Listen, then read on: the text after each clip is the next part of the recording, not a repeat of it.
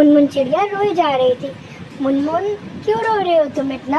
अरे इतनी ज़्यादा गर्मी पड़ रही है, मुझे तो इतनी गर्मी लग रही है, मुझसे तो सहा भी नहीं जा रहा। चलो तो सही तुम मेरे साथ। क्या दिखाओगे मुझे, बताओ तो सही। तुम मेरे साथ चलो तो सही, तुम्हें एक बात बताती हूँ मैं, बहुत मज़ा आएगा। ये देखो, अरे ये क्या है, देखो तो सही तुम। मुनमुन अपनी दोस्त चिड़िया के साथ उसके घर पर आ गई। उसने देखा वहाँ तो बर्फ के बादल है।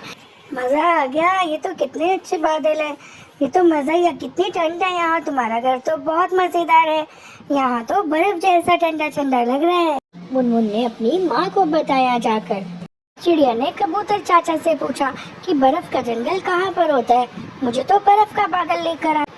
बर्फ का जंगल तो वो दूर पहाड़ों के पास जाकर है, तुम्हें बहुत दूर जाना पड़ेगा। अच्छा, तो आप मेरी बेटी का ध्यान रखना, मैं जाकर दूर पहाड़ों से बादल लेकर आती हूँ, वह भी बर्फ का बादल। और चिड़िया दूर उड़ गई। चिड़िया को बर्फ का बादल ही चाहिए था। चिड़िया को वहाँ पर एक कालू कौवा मिला। उसने पूछा, कालू भैया बर्फ के बादल कहाँ पर है? तो कालू कौवा ने बोला, चिड़िया तुम्हें थोड़ा सा और दूर जाना पड़ेगा, आगे जाकर तुम्हें बर्फ के बादल मिल जाएंगे। चिड़िया उड़ती उड़ती दूर बादल के बीच में से निकल गई। अरे वाह, कितना मजा आ रहा है। अरे बादल ने मुझे फिर से, वहाँ तो तेज हवाएं चल रही थी। अरे कितना मजा आ रहा है, हमें तो यहीं पर आकर रहना चाहिए। चिड़िया उड़ती खेलती हुई बादलों के साथ आगे बढ़ी जा रही थी।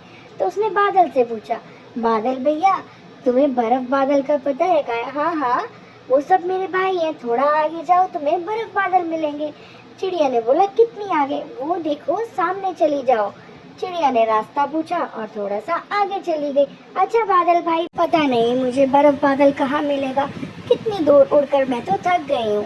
तभी चिड़िया थोड़ा और आगे गई तो उसने देखा एक सुंदर सा बादल उसी के पास आकर टकराया।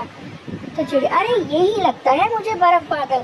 तभी उसके ऊपर चीलों ने हमला कर दिया। छोड़ो मुझे, क्यों मार रहे हो तुम मुझे? तभी चिड़िया नीचे गिर गई। तभी ऊपर से बादल बोला, अरे छोड़ दो उस नन्ही चिड़िया को, उसे मत खाओ।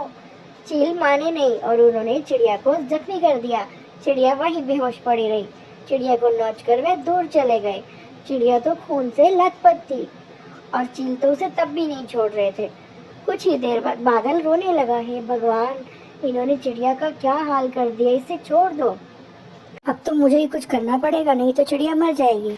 तुम इसे छोड़ दो, बादल गरज के साथ बोला, नहीं तो मैं तुम्हें जान से मार दूंगा। चिड़िया का एक पंख काट लिया और वह दूर लेकर खाने चली गई। बादल ने देखा चिड़िया तो बेहोश है। बादल ने चिड़िया के पास आकर उसे अपनी गोद में उठाया। चिड़िया, ओ नन्ही चिड़िया, उठ जाओ ना, तुम्हें वैसे खा जाएंगे, ऐसे तो तुम यहाँ पड़ी रहोगी, उठो ना। चिड़िया नहीं उठ सकती थी क्योंकि वह बेहोश थी। बादल उसे अपने घर ले आया। अब मैं इस चिड़िया को कैसे जगाऊं, ये तो बेहोश है। चिड़िया को बादल ने अपने घर, बादल ने इतने दिन चिड़िया की देखभाल की और चिड़िया को धीरे धीरे होश आने लगा। और एक दिन अचानक ही चिड़िया बिल्कुल ठीक हो गई थी। मैं कहाँ हूँ, क्या हुआ चिड़िया, तुम कुछ भूल रही हो? मुझे कुछ भी याद नहीं है। चिड़िया बादल को हैरानी से देखने लगी। बादल ने बोला, तुम्हें कुछ भी याद नहीं है चिड़िया? तब बादल ने उसे सारी बात बताई। अच्छा, मुझे तो कुछ भी याद नहीं है। तो कुछ ही देर चिड़िया को कुछ कुछ याद आने लगा। याद करो ना चिड़िया बहन। हाँ हाँ, मुझे थोड़ा थोड़ा याद आ रहा है। मुझ पर ना चील ने हमला किया था। हाँ चिड़िया बहन, तुम्हारा एक पंख दोनों चील खा गई थी और तुम मेरे पास ही थी। हे भगवान, मेरी तो बेटी मेरा इंतजार कर रही होगी। बादल भैया, मैं कितने दिनों से यहाँ पर बेहोश थी। चिड़िया बहन, तुम्हें तो कम से कम 15 दिन हो गए। मेरी बेटी ने खाना भी नहीं खाया होगा, वो कैसे रह रही, कितना मुश्किल से रह रही होगी। वो तो मेरे बिना खाना भी नहीं खाती, उसे तो अभी उड़ना भी ठीक से नहीं आता। अच्छा तुम चलो, मैं तुम्हें तुम्हारे घर छोड़ देता हूँ। बादल चिड़िया को लेकर उसके घर की तरफ चल दिया और वहीं उसकी बेटी कबूतर के घर गई। अंकल दरवाजा खोलो। कबूतर अंकल, ओ कबूतर अंकल। कबूतर चाचा दरवाजा खोल दो ना, मैं चिड़िया नन्ही। कबूतर ने दरवाजा खोला। क्या हुआ बिटिया, मेरी मम्मी अभी तक नहीं आई।